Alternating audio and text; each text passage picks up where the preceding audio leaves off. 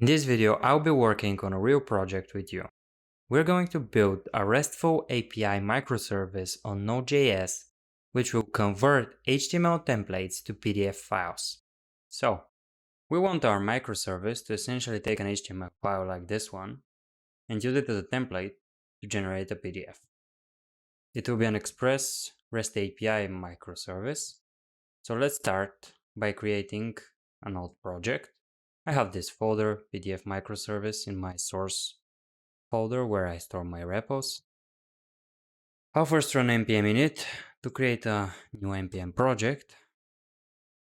I'll leave everything as it is right now, all the defaults. First, I'll add the type module property in the package JSON. This will allow me to use modern ES6 module imports. Let's set up the folder structure. I'll have a source folder which will store all of my source files. Here I want an index.js file, which will be my application entry point essentially. And I'll change that here in the package JSON. My start script will be running this index.js file. I'll leave tests for now like this. I'll change the license quickly. All right. So let's first run the app quickly to make sure everything is working up to this point, although it will. Okay. So first things first, I'll create an application.js file, which will have an application class.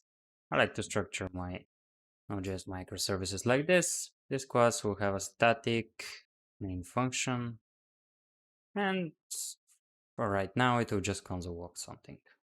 So the default export will be this application class, and this index file will just import application from this file and run the main function.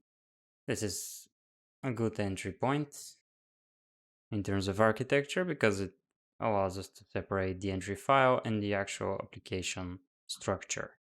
You can skip this if you want. I just like this organization. We will need to generate a PDF. To do that, I'll use Puppeteer. Puppeteer is a Node.js package which allows you to launch headless Chrome and do operations with it. The good thing about this headless Chrome is, as it's the Chrome browser, essentially, Chromium, we can load our HTML template, and Puppeteer also has this useful PDF function, which allows us to generate a PDF. This works similar to how in the Chrome browser you can go to print and save the result to PDF. And it has multiple settings, which you can also control using this method with Puppeteer. To add this dependency, I will install it. It will take a while as it needs to install some dependencies to it. So now we can use it. I'll import Puppeteer. And let's check the documentation, getting started guide first. We need to install it, which I already did. And then we can create launch a browser and create a new page. These are the first two things which we'll do. For now, I'll do everything in the main function, and then we'll incrementally create new functions and classes as we go. But right now we just need to create a new PDF file, essentially. As you can see, the awaits are underlined by IntelliSense because my main function is not async right now, which we can fix. Essentially, we have a new browser and a new page. So this page object has a set content methods. And if we take a look at the documentation and look for it, there we go, we'll see that it expects an HTML string and options. And these options, I can open them as well. There's a timeout and wait until a Puppeteer lifecycle event, which is essentially any DOM event. We can use DOM content loaded. So here's what we're gonna do right now. I'm gonna set the HTML as some very basic string inline for now, just to test. It will just be a simple h1 tag, which will say test. And the options are gonna be wait until, and we want the DOM content loaded event. So that's what we need to set the page content, and we will await until the DOM content event is loaded, which we want. Next, we can actually immediately generate the PDF.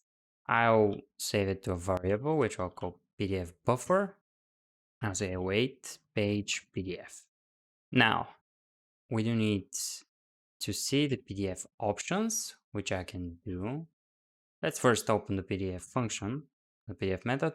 As you can see, it just accepts a single parameter, options, which is of type PDF options. If I open that, you can see we have an extensive list of options here, which I want to set. Display header and footer is false by default. This display header and footer option is the same as this one, which means header and footer on the actual printed page. So I want these to be false. I'm not gonna set it. I don't need a footer template. For format is letter. You can set it to a different paper format like A4, which I'll actually do. Like this. We have height, landscape is false by default. I want portrait mode. Margins, which are none by default. I don't want any margins. Here we have page ranges, paths. This option, if set, will automatically save the new PDF file to a path when we run the Node app, which I will want right now to test my PDF function. Later I'll remove that as we'll make a microservice as a REST API, and it will return the file to the user via the HTTP protocol. But for now I want to save my file as test PDF. Let me see if I want other options. Prefer CSS page size. No, I don't need that. Print background. Yeah, I do want background graphics. Okay. Scale, set to 1, that's clear. Timeout and wait. So we don't need anything else. Can now actually run my application, and it should, in theory, if I run npm run start, save a new PDF file, and it did. I get a Node headless deprecation warning. We'll talk about this in a second. But I have my PDF right here, and if I open it, you can see it actually works as expected.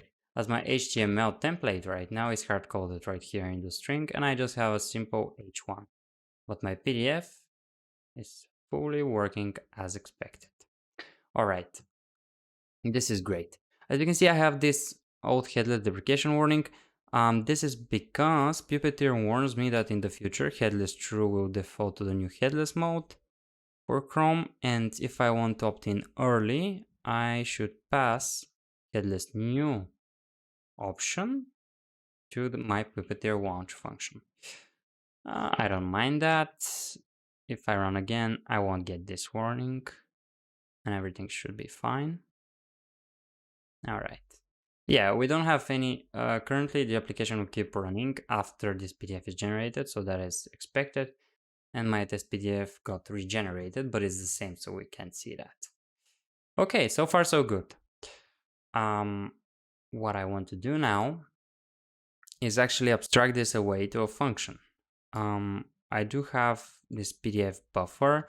This page PDF function actually returns a buffer type, which I can see from my documentation right here. It returns a promise, which returns a buffer. Okay, so I would like a function that generates a PDF and returns a buffer. That would work great for me. To do so, I will actually create a helpers folder. I would like this organizational structure in this case, and I'll call this function HTML to PDF. I'll actually call the file and the function that. Yeah, let's write my function. I need to move some things, only Puppeteer in this case, because I don't have other imports in my main function. And I'll grab this code and move it to this function. This function needs to be async. And so far so good. This function is actually launching a new browser. creating a new page, setting content, and storing it in a buffer, which ideally I would like to return this buffer in the end. And right now we should be good. I don't need path anymore as I don't want to save my PDF file on the server. I just want to actually return it right here. I would also set these options right here as a constant. These will be the default options. But in order to make this function reusable, I will actually allow passing them as parameters. This options parameter will default to this object if no options are passed to this HTML to PDF function. And I'll use these options right here. All right. I will also want to pass my HTML string instead of having it hard-coded right like this, like so. All right. So my HTML to PDF function is looking pretty good right now. I'll export it as a default export, as this file will not have any other functions, classes, or methods, whatever. And I can import it to my application for now to test it. I just want to make sure that it's working as it did previously when its contents were in the main function. In order to test it, I need to await it and just say HTML to PDF, pass HTML string to it. All right. And I won't pass options, I want to use the default. And this should be a buffer. And I'll just console log the buffer to make sure it's an actual buffer that's being returned. If it is, I'll know that everything is working correctly. As you can see, I actually have an error, module not found. Oh yeah, I don't need to specify the file extension here as we're working with Node.js native modules. And as you can see, my buffer is getting printed. I don't need to save the file as if it's returning a buffer, it's likely the correct one.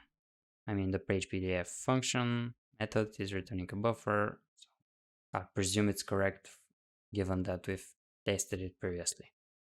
All right, so this function is working correctly. I would want it to be accessible to as a microservice, this whole application, using a REST API. To do so, I will use Express. If you're not familiar, Express is probably the most popular HTTP request server framework for Node.js. So right now I'll remove this helper from here and I'll create my Express application. I can import Express. You can find most of these methods which I'll use in the Express.js documentation. But it will be quite straightforward to set up this RESTful API because we will just have a single controller and a single endpoint to convert the file. Here's how Express works. You create an Express application, which I'll call app, and it's just an instance of this Express function.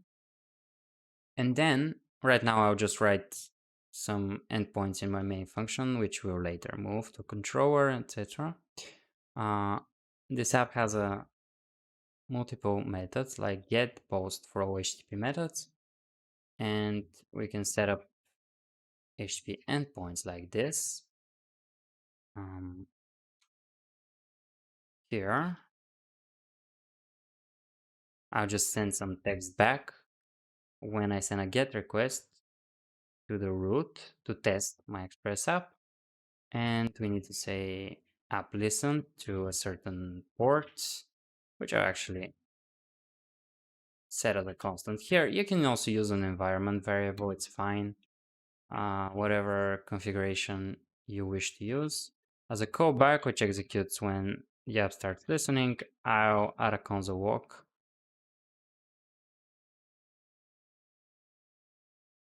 which will just say that the application is listening on the set port. All right, if I start my app now, with npm run start, of course, I get that my application is listening on port 5001, and I can test it using this endpoint. This is why I wrote it. If I say localhost 5001, I get a response with some text endpoint, and my Express application is basically working. Now, I would want my Express application to be created here in my main function, so that doesn't concern me, but my endpoints will not be here, that's for sure. So first, we need to create controllers. I would want, in this microservice, I'll have a single controller for now, but I want it to be scalable, so I'll create a controllers folder, and my controller will be called conversion. Conversion controller. As it's under the controllers folder, I'll call the file conversion.js. All right. So the best way, I think, to create a controller in Express, at least in my opinion, is to use the Express router. So I'll first import Express in this file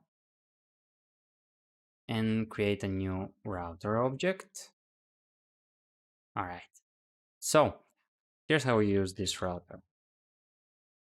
This router has all of the methods for HTTP, all of the HTTP methods, get, post, put, etc. And here we can specify routes. In this case, I would want to create a, let's have a get request for now. We will change it to post later in order to be able to pass HTML to it. We essentially want to send a post request with the HTML and get back our PDF file directly. That would be the perfect arrangement. All right, so let's first, again, send some text just to test the controller.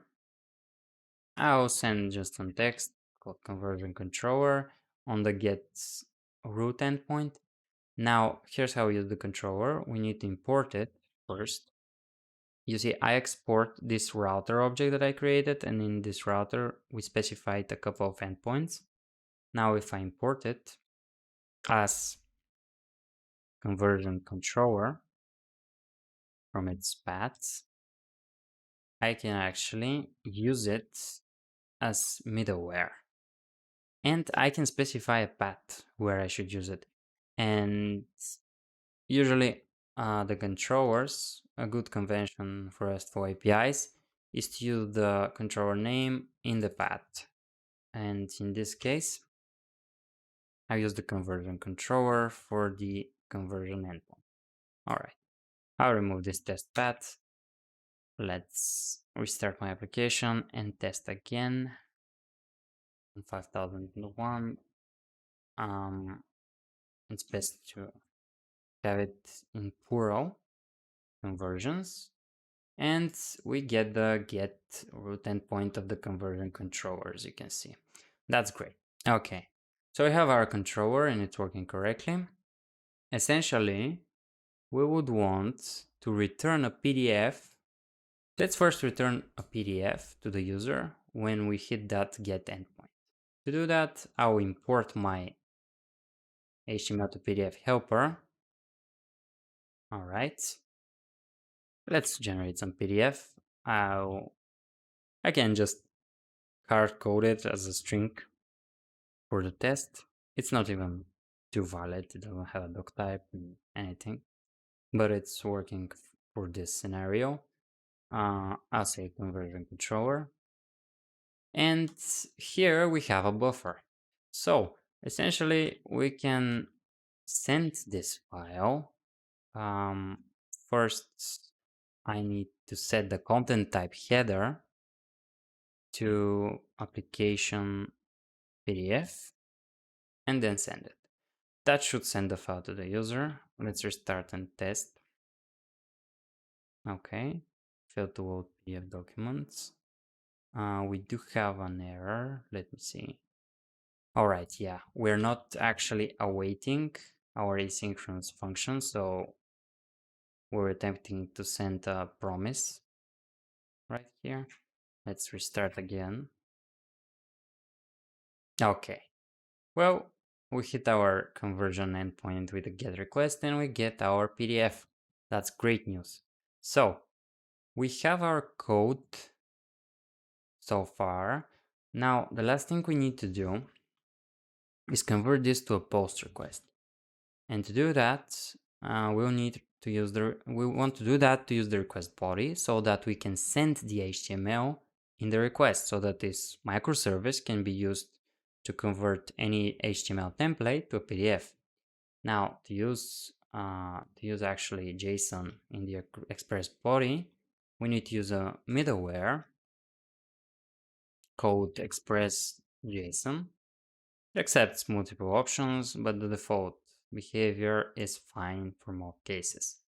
So after I set this middleware, I can use the request body object right here, which I would expect to have an HTML property. And that HTML property should be my HTML string. All right. For good measures, you should always check the request body. If it's falsy, I would like to send a 400 error. I'll send the 400 code because this is essentially a batch request by the user as the request body is not set correctly. And in that case, I'll send him a text to indicate what the error is. Which will say request body should contain an HTML property. Yeah, that's specific enough. And if my HTML property is set in the request body, I essentially do the same thing with the provided HTML and send it back. Now to test this, I won't use the browser this time because it's a post request. I'll use Insomnia. There are other tools as well, but it's a useful tool to create test requests on your PC. Okay, so new HTTP request. I'll do localhost 5001 and I want the conversions endpoint and I want to send post request to it. Now, headers. I want to send content type application JSON header and I want to set the body. First, let's actually send the request without the body to test our if statement. Let me see. Conversions. Did I spell it incorrectly or something? Let me see. Localhost 5001, right? Conversions. Interesting.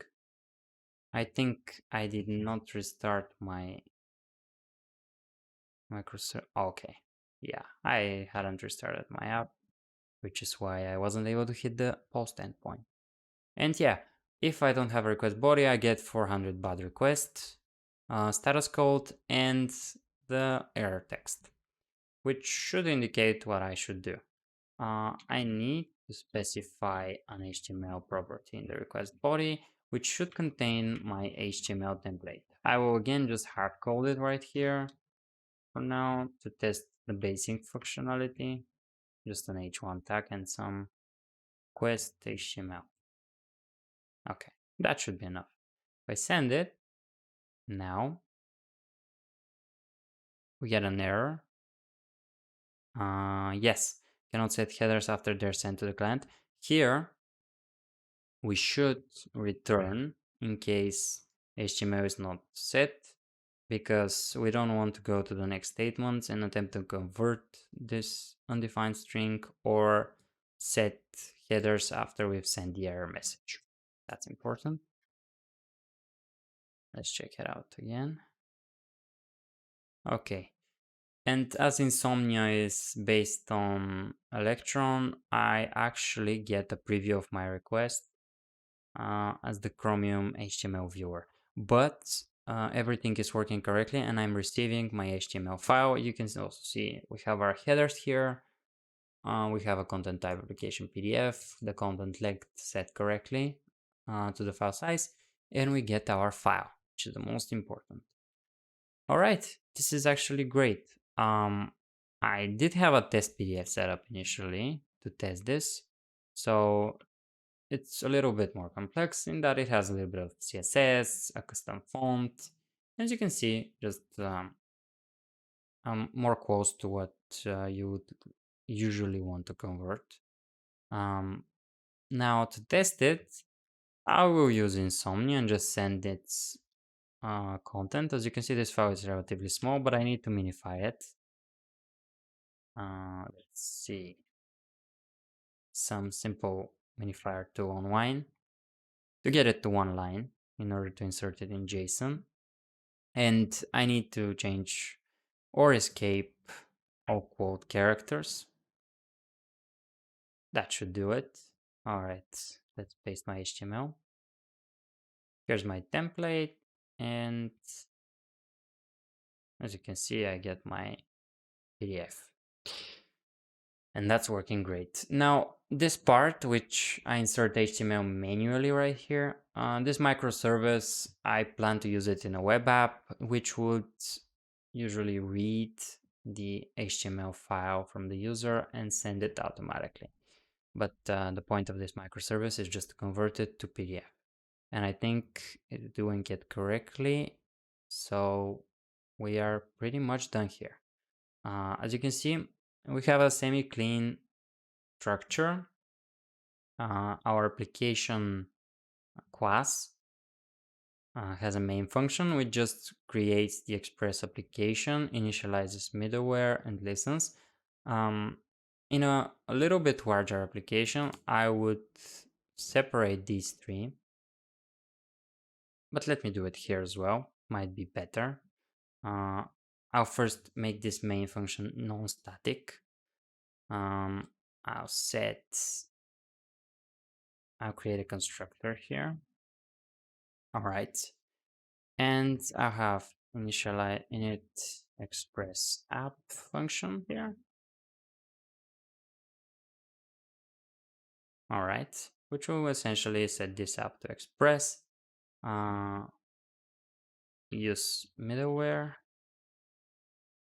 a function to set up all middleware functions. Later, if I have more middleware utilities and controllers, I would separate this type of middleware in one function and controllers in another initialize controllers function. And I'll create a listen method, which will just essentially fire the listen function in the app object. I would actually move this to the constructor because this one liner is unnecessary, pretty much. And my main function will just call the use middleware function and listen. And I could move that here. That's a possibility. I don't have a constructor. I think it's more consistent architecture. Yeah, that looks good. The only difference is here we can't use the static main function. We'll create an app instance. And we'll fire the main function from this instance. That's pretty good. Should be scalable. Let me see, we have an error somewhere. Use of middleware is not defined. Yeah, these functions are in the object now. So we need to prefix them with this. All right, so our application is listening again. Let's just double check. Yeah, everything is working correctly. Now this is set up to scale a little bit better because these functions will grow more semantically if you add more controllers and middleware. We do have a simple helper function. Now I'm going this route, calling this helper and writing a single function rather than a whole class, essentially, which could be PDF utilities or a model of some sort, because this is a rather straightforward operation. We just convert one type of file to another, and we don't want extra complexity, as this is not supposed to convert other types of files to PDFs or something like that. So this is a good model in this case. Otherwise, I might write a model or a utility class and opt for a different structure than just one helper. But it's simple enough, semantic, and it's easy to maintain, so I think it's good architecture. And we have just one controller with one method. Um, this is I think even if you have just one endpoint in your microservice, you should separate it in a controller. It just is the first thing you have to do if you want to scale this app. And by scale, I mean adding a second endpoint or a second method or something else that it should do. So having a controller is no effort at all. Use the router object, but it will set you up for scalability, at least the very basic scalability. Yeah, but so far we're good, and our microservice is working. So with this, the microservice is complete, and I'll wrap today's video. Don't forget to subscribe to get notified when I release another video. Take care.